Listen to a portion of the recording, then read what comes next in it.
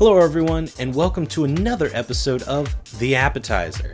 If you haven't been following the channel, The Appetizer is the show where I analyze trailers, teasers, TV spots, sizzle reels, all that good stuff. And I am finally back to review another brand new trailer, and it's been a while. Today I will be reviewing the brand new Guardians of the Galaxy trailer. You don't have to be a usual viewer of this channel to know that Guardians of the Galaxy is probably my most anticipated movie of 2014. And ever since the first trailer for Guardians of the Galaxy came out, my excitement has been tempered.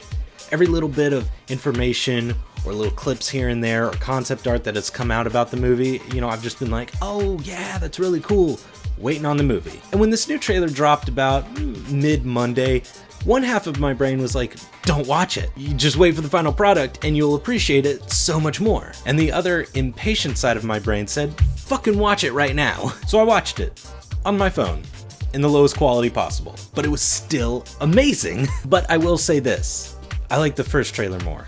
And before you jump on that dislike button, hear me out. Yes, this is a fantastic trailer.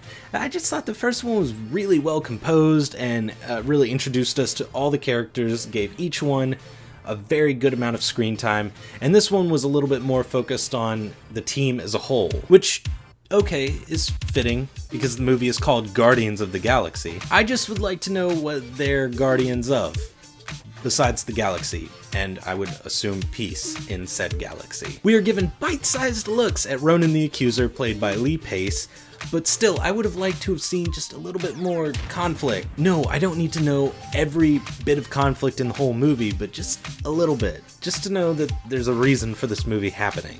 I mean, obviously you've got a bunch of badasses running around with big guns, and, that should be reason enough. But it's not. I don't care how mindless of a moviegoer you are. You need a story. You need it. This look at the film plays off of what was so great about the first trailer. Its characters. Like I said before, this time we're looking more at the team as a whole.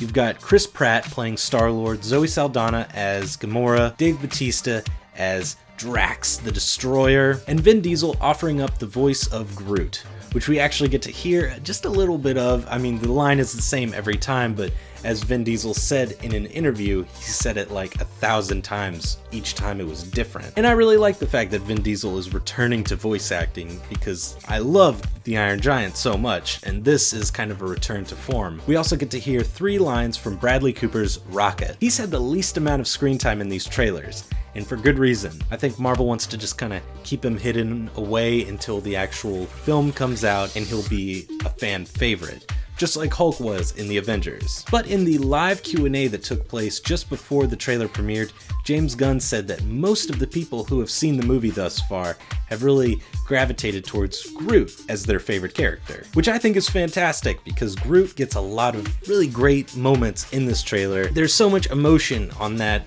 wooden face of his.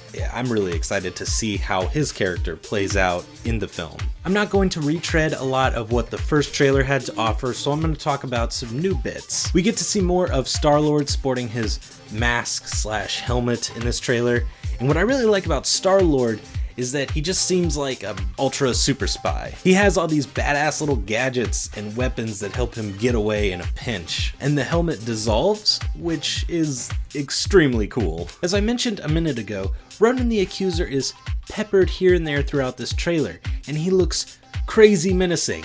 And when you mix menacing makeup with Lee Pace, you might just have, boom, cinematic gold. We also get our first look at Glenn Close playing Nova Prime Rael with extra stank face in the background. Now would be a good time to stop this video if you don't want to know too much about Guardians of the Galaxy.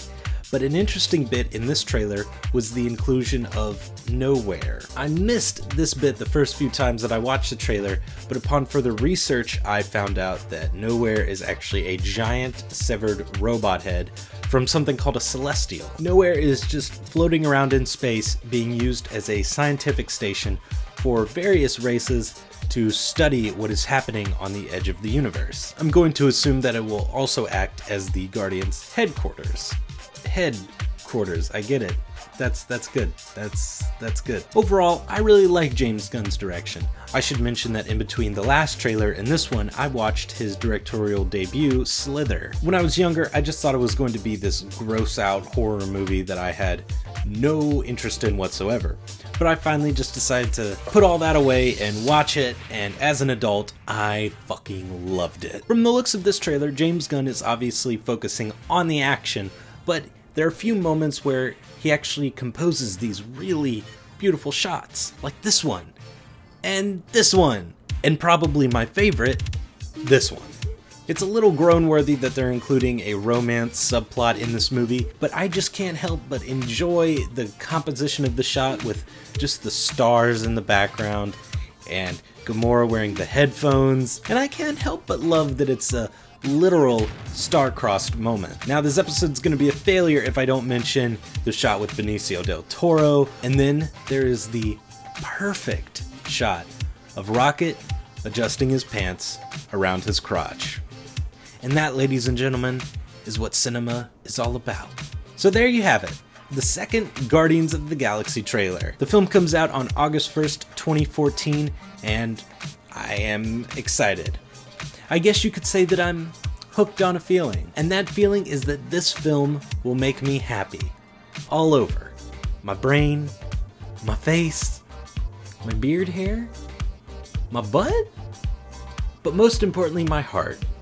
I'm just really excited for Guardians of the Galaxy.